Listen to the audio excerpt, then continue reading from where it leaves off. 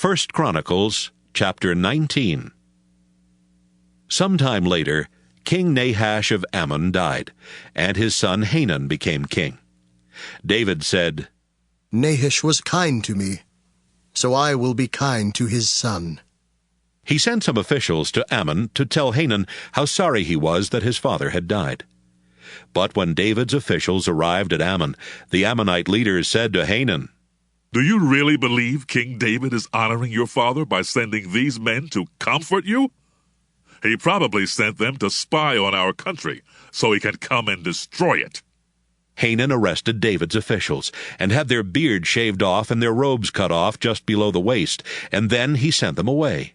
They were terribly ashamed. When David found out what had happened to his officials, he sent a message that told them, "Stay in Jericho until your beards grow back. Then you can come home." The Ammonites realized they had made David furious. So they paid over 30 tons of silver to hire chariot troops from Mesopotamia and from the Syrian kingdoms of Maacah and Zobah.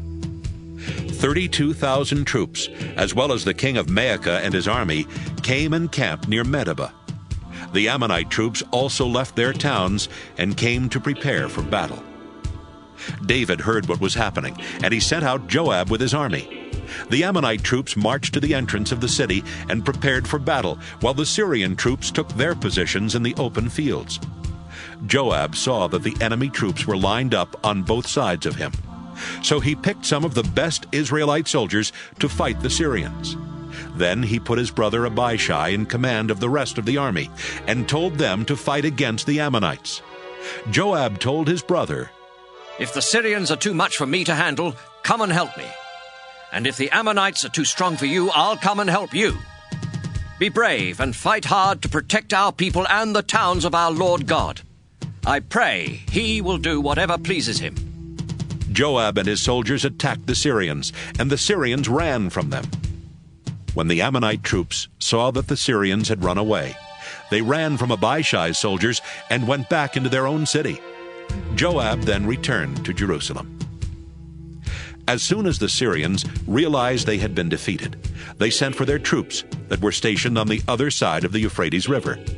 Shophak, the commander of Hadadezer's army, led these troops to Ammon. David found out what the Syrians were doing, and he brought Israel's entire army together. They crossed the Jordan River, and he commanded them to take their positions facing the Syrian troops. Soon after the fighting began, the Syrians ran from Israel. David killed 7,000 chariot troops and 40,000 regular soldiers. He also killed Shophak, their commander. When the kings who had been under Hadadezer's rule saw that Israel had defeated them, they made peace with David and accepted him as their new ruler.